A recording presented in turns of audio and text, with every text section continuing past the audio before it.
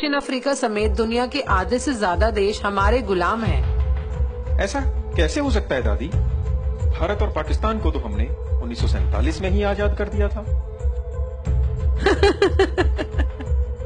बेटा, इसी भ्रम में रखकर ही हमने भारत के लोगों को आज तक गुलाम बना रखा है। उनको ये आजादी देने का नाटक करना उस समय हमारी मजबूरी बन गई थी, जब सुभाष चंद्र बोस ने आजाद हिंद सरकार बना ली थी।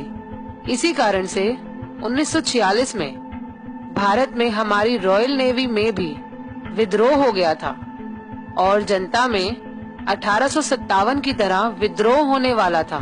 तब हमने गुप्त रूप से शासन करना ही ठीक समझा। गुप्त रूप से शासन का मतलब? भारत को हमने 99 साल की लीज पर वहाँ के अपने ही चमचों को सत्ता संभालने के लिए दिया था, ताकि भारत के लोगों को लगे कि देश आजाद हो गया। लेकिन सही मायने में आधिकारिक रूप से आज भी भारत पर हमारा ही कब्जा है और हमारे ही बनाए हुए कानून चल रहे हैं, जिससे आज भी हम भारत को खुलेआम लूटकर गरीब और लाचार बना रहे हैं। दादी, ये सुनकर खुशी तो बहुत हो रही है, पर यकीन नहीं हो पा रहा। ठीक है, ये बताओ कि क्या मुझे कभी भारत जाने के लिए वीजा की जरूरत पड़ी, जबकि वहाँ के प्रधानमंत्री या राष्ट्रपति को इंग्लैंड में आने के लिए वीजा लेना पड़ता है? क्या तुम्हें पता है, जब मैं 1952 में रानी बनी तो ब्रिटेन के साथ साथ भारत और पाकिस्तान की भी रानी घोषित हुई थी। क्या तुमने नेहरू और सी राजगोपालाचारी के द्वारा ली गई शपथ पढ़ी होती तो यकीन आ ही जाता। कौन सी शपथ? राजगोपालाचारी ने 21 जून 1948 को भारत का गवर्नर जनरल बनने पर शपथ ली थी कि मैं चक्रवर्ती राजगोपालाचारी गंभीरता के साथ इस बात को पक्का करता हूँ कि मैं हिज मैजेस्टी किंग जॉर्ज 6 और उनके उत्तराधिकारी के प्रति विधि के अनुसार वफादार निष्ठावान रहूंगा और उनके प्रति पूर्ण भक्ति रखूंगा।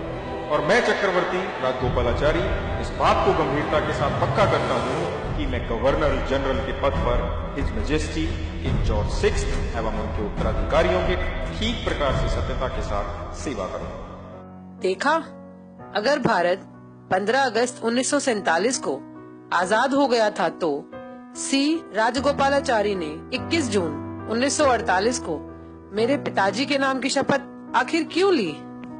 चलो दादी, मान लिया कि 15 अगस्त 1947 को दी गई आजादी झूठी थी, लेकिन 26 जनवरी 1950 में तो भारत के लोगों ने ना खुद का संविधान बनाकर अपने देश को गणतंत्र घोषित कर लिया था। उसके बाद तो उनको आजाद मानना ही पड़ेगा। बेटा, तुम बहुत भोले हो। गणतंत्र शब्द का मतलब भी नहीं समझते। गणतंत्र का मतलब मालिक बनना नहीं होता। वहाँ का संविधान हमारा बनाया हुआ एक कानून ही तो है, जिसका पालन वहाँ के हर एक आदमी को करना ही पड़ेगा। इसको समझने के लिए ये देखो, इंडियन इंडिपेंडेंस एक्ट 1947, इसमें सेक्शन 6 क्लॉज 3 को पढ़ो। इसमें साफ साफ लिखा है कि भारत में कोई भी कानून बनाने का, रोकने का और हटाने का अंतिम निर्णय वहाँ का गवर्नर जनरल ब्रिटेन के राजा की अनुमति से ही कर सकता है। वहाँ का संविधान भी एक कानून ही तो है, जिसको हमारी अनुमति से गवर्नर जनरल सी राजगोपालाचारी ने 26 जनवरी 1950 को मान्यता दी थी। इस समझौते के तहत हम जब चाहे 99 साल की लीज और संविधान को रद्द करके भारत में दोबारा से सीधे सीधे शासन कर सकते हैं। इसी बात को भारत सरकार ने भी एक सरकारी दस्तावेज में स्वीकार किया है। कौन सा दस्तावेज? 1953 में रामनारायण द्वारा पूछे गए एक सवाल के जवाब में भारत सरकार ने आधिकारिक रूप से लिखकर भेजा कि ब्रिटिश नेशनैलिटी एक्ट के अंतर्गत भारत का हर व्यक्ति ब्रिटिश कानूनों के अधीन है और यह स्थिति भारत के गणतंत्र होने के बाद भी नहीं बदली है। यानी भारत के लोगों को हम आज भी अपने कानूनों के तहत सजा सुना सकते हैं, चाहे वे भारत का प्रधानमंत्री ही क्यों न हो। तो क्या दादी वहाँ का प्रधानमंत्री लोगों का नहीं बल्कि आपका सेवक है? क्यों तुम्हें नहीं लगता? दिल्ली के बुराड़ी इलाके में जिस जगह मेरे दादा जॉर्ज पंचम का राज तिलक हुआ था, उसी जगह मेरे कहने पर मनमोहन सिंह की सरकार ने कोरोनेशन पार्क बनवाना शुरू किया, जिसमें हमारे दादा परदादा की मूर्तियां और हमारा एक विजय स्तंभ लगा है। और अब मोदी सरकार ने उससे भी ज्यादा हजारों करोड़ों रुपया खर्च कर उस पार्क का निर्माण जल्द से जल्द पूरा करवा दिया। इस तरह भारत के राष्ट्रपति भवन के सामने लगे खम्बे पर मेरे सितारे का निशान देख सकते हो, जो कि मेरे मुकुट और छड़ी पर भी है, जिसे मेरी इजाजत बिना भारत में कोई भी हटा नहीं सकता। और अगर भारत के किसी प्रधानमंत्री या राष्ट्रपति ने अपनी माँ का दूध पिया हो तो मेरे उस सितारे के निशान और कोरोनेशन पार्क को हटाकर दिखाए। और आरटीआई के जवाब में अगर भारत के राजपत्र पर यह लिख कर दे कि भारत के लोग वहाँ के सर्वोच्च शासक हैं और ब्रिटेन की रानी का भारत पर कोई अधिकार नहीं, तो मैं अपना सिंहासन उस आदमी के लिए खाली कर दूंगी। दादी वहाँ के लोग इस पार्क और इस नकली आजादी का कोई विरोध नहीं करते?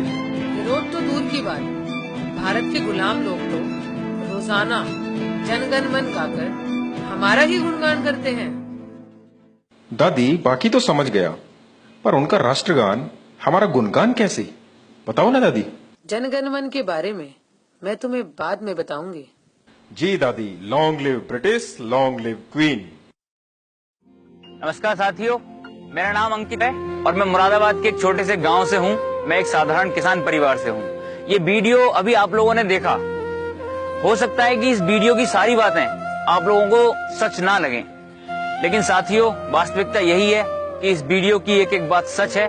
और जिन लाखों लोगों ने इस देश को आजाद कराने के लिए अपनी कुर्बानियां दी, उनका सपना आज भी अधूरा का अधूरा है। आज भी ब्रिटेन की रानी का शासन भारत पर होना उन सारे शहीदों का अपमान है। मैं नहीं जानता कि इस देश से ब्रिटेन के शासन का अंत कैसे होगा, लेकिन इसके लिए मैं हर संभव योगदान करने के लिए तैयार हूँ। और मुझे लगता है कि शायद इसी को देशभक्ति कहते हैं। सिर्फ भारत माता की जय बोलने से कोई देशभक्त नहीं हो जाता। जो देश के सम्मान के लिए थोड़ा सा भी योगदान ना कर पाए, वो देशभक्त कहलाने के लायक नहीं होता। साथियों, ये वीडियो तो मात्र एक शुरुआत है। आने वाले वीडियो में हम इससे भी गहरे राजों से पर्दा उठाएंगे। मैं ये जानता हूँ कि देश का मीडिया इन चीजों को आप लोगों तक नहीं पहुँचाएगा, इसलिए केवल अब देश प्रेमियों से ही उम्मीद बची है।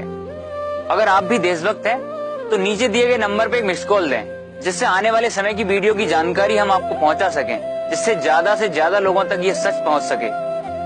मुझे विश्वास है कि जिस दिन भारत के सारे देशभक्त लोग इकट्ठा हो जाएंगे, उस दिन न सिर्फ भारत से ब्रिटिश शासन का अंत होगा, बल्कि इंग्लैंड की रानी भारत के लोगों के पैरों में गिरकर उनसे माफी मांगेगी। साथियों, जिस दिन भारत आजाद हो जाएगा, उस दिन भारत से गरीबी, बेरोजगारी, भूखमरी, आतंकवाद जैसी समस्याएं खत्म हो जाएंगी और भारत एक बार फिर से विश्व गुरु और समृद्ध भारत बन के खड़ा होगा।